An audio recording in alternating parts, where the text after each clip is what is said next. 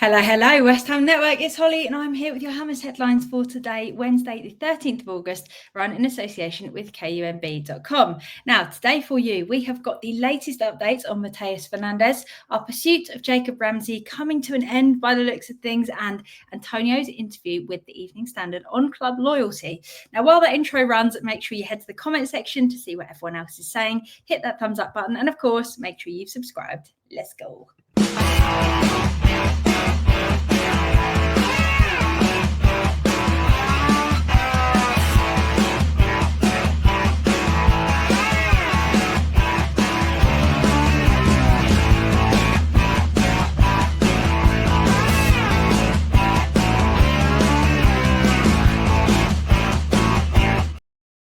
Your first story, West Ham target Mateus Fernandes has continued to impress with a goal for Southampton last night. But what do we know about the possibility of this move actually happening? So last night, I found myself watching Northampton versus Southampton, the derby of the Hamptons, and Mateus Fernandes put in a great performance. And of course, he scored their first goal. Also, nearly scored another right near the beginning. It was a big scramble on the goal mouth and it didn't go in. But watching the way he plays, he was keen to be involved. He made great runs in space, and just watching his ability to pick out a pass was incredible. He made opportunities from what looked like nothing, and it's the kind of things I think we need to be doing at West Ham to fix the problems that we've got in midfield. We either need someone that wants to drive and have the pace, or need someone that can quickly move the ball forward by picking out those passes and get people running for him. So he's got an eye for spotting a runner and getting the ball accurately to their feet, which is not easy, which meant that Southampton could attack with pace and eventually came off in the 70th minute after a great performance. As it stands, we had a bid of 28 million plus 2 million of add-ons, which is what's being reported. That was rejected yesterday, according to Jacob Steinberg. So all sources reported that Southampton were happy to negotiate, but they've said that they will only be selling Fernandes if they get an offer that they can't turn down.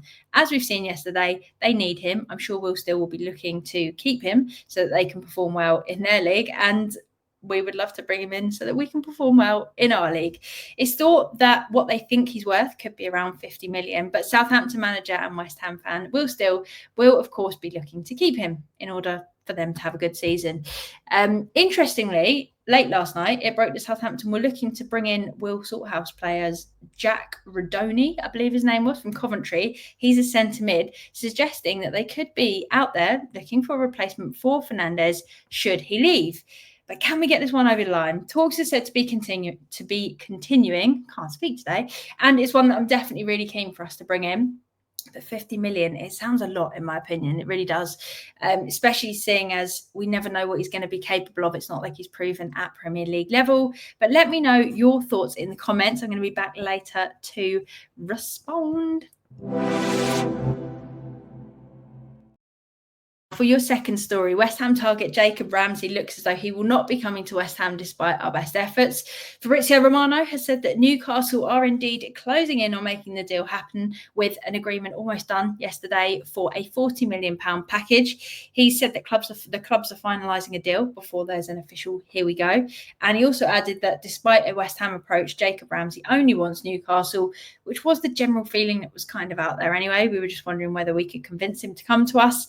But also, I have to say, £40 million does sound like quite a lot for Ramsey in my eyes. But again, let me know your thoughts in the comment section.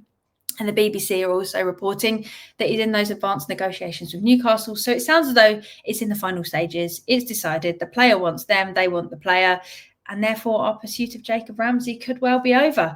And our efforts can go elsewhere. But who would you like to see us bring into our midfield as a priority? Let us know down below in the comment section.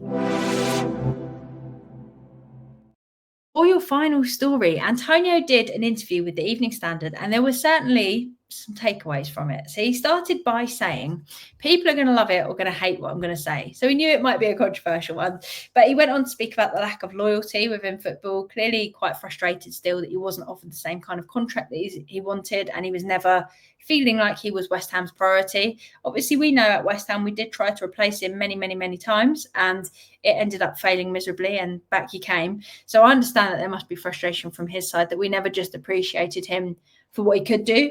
But as a club, you want to be ambitious as well and obviously improve and bring in clinical strikers and things. So definitely murky waters in terms of who should feel hard done by, I suppose.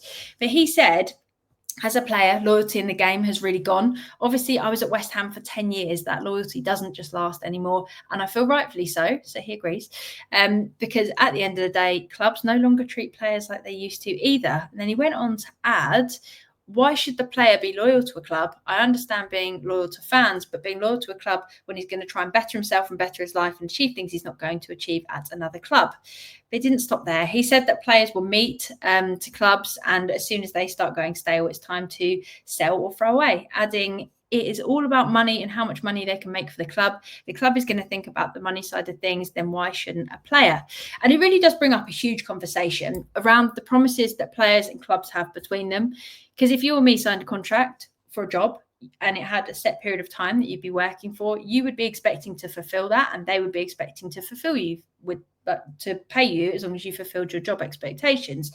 But I think a big part of this is how much these promises are actually kept up, because naturally, if a player is underperforming, as we would expect if we weren't performing in our jobs at a certain level, we weren't able to fulfill what was in our contract, you would expect to be prioritised less at the club with less game time, or the club might look to move them on in the same way that an employer might look to let me or you go.